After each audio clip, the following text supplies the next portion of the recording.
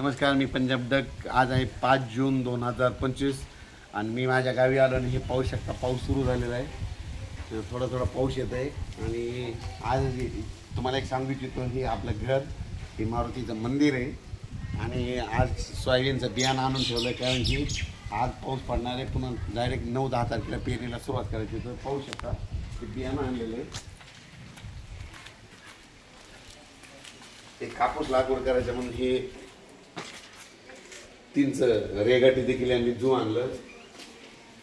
आणि या ठिकाणी एक पुन्हा इंदोरची इन्व्हेस्ट कंपनीची महादेव व्हरायटी एक घेऊन आलो. त्या 5 बॅग आणल्या होता आणि त्या जवळपास 17 एकर सोयाबीन आहे सगळी आणि कापूस देखील आहे. तसेच मी स्वतः यावर्षी कापूस करणार आहे, अंतर कमी करणार आहे, म्हणजे 3x1 करणार आहे. 3x1 केल्यामुळे काय होतं, 1 एकरमध्ये 14,000 झाडामध्ये जवळपास कापसाच्या 3 बॅग बसणार आहे. त्याच्यामुळे हे रेगाटी देखील आज खरेदी केली, जू देखील मार्केटमध्ये जाऊन आणलंय. आणि शेतकऱ्याला सांगतो की कापूस करत असताना अंतर कमी करा, खर्च कमी करा. वाटल्यास एकदा रेगाटीला खत द्या, पोळ्याच्या अर्धी बॅग एवढे द्या, परत काही खत देऊ नका. कारण की तुम्हाला सांगतो, कोणत्याही जगाच्या पाठीवर कोणत्याही कापसाचं झाड कमरा इतकं वाढतं आणि कोणत्याही कापसाच्या जातीला 22 पासून 42 बोंड लागतात. कमरा इतका कापूस झाल्याच्या नंतर झाडाला पानं लागल्याच्या नंतर चमत्कार किंवा लिवरशिम मारायचं, तिथंच वाढ बंद करायची. जर तुमच्या 3x1 कापूस केला आणि तुमच्या कापसाला 20 बोंड लागले तर 13, 14, 15 क्विंटल कापूस काही न करता कमी खर्च होतो. म्हणून केवळ खास करून शेतकऱ्याला दाखवण्यासाठी हे स्वतः मी हे रेगाटी देखील आणले, हे देखील आणलं. आणि लगेच आता 9-10 तारखेला मी पेरणी करणार आहे. शेत तयार झालेलं आहे. आणि ह्या देखील इंदोर कंपनीची एक महादेव एक नवीन जात आणली.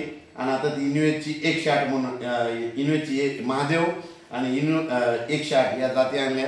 बियाणं सगळं रेडी ठेवलं. आणि त्याच्या व्यतिरिक्त आणखी घरचं देखील जरी पेरणीनंतर खूप जर फेल गेल्याच्या नंतर तर गेल्या वर्षीचं देखील बियाणं घरी ठेवलेलं आहे, हे देखील आहे. आणि आणखीन एक सांगतो की या इंदोरची ही जी 108 जात आहे, ही गेल्या वर्षीचे झाड आहेत बघा. म्हणजे गेल्या वर्षी आणखी मका फुटले नाही, इतके झुकेत. म्हणून गेल्या वर्षी स्वतः अनुभव घेतलेला आहे, म्हणून ही जात केलेली. तर पाहू शकता एका ठिकाणी असे इतके गुच्छ लागते. तर म्हणून ह्या जाती केलेल्या आहे. स्वतः अनुभवलं तेव्हाच मी करत असतो, नसता कोणाला सांगत नसतो. हे पाहू शकता अशी गुच्छ लागते त्याला.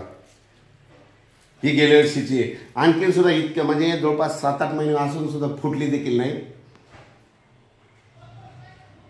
आणि याच्यामध्ये ही सीड गुड जाते, ते गेल्या वर्षीचे झाड आहेत बघा.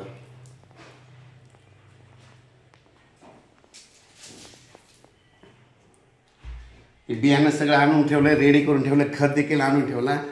आणि आता 7 तारखेला जे पाऊस पडणार आहे, 7 आणि 8, लगेच ते रान आंधळ झालं म्हणते त्याला. रान आंधळ झालं की लगेच पेरून टाकणार आहे. त्याचा व्हिडिओ देखील देणार आहे. धन्यवाद.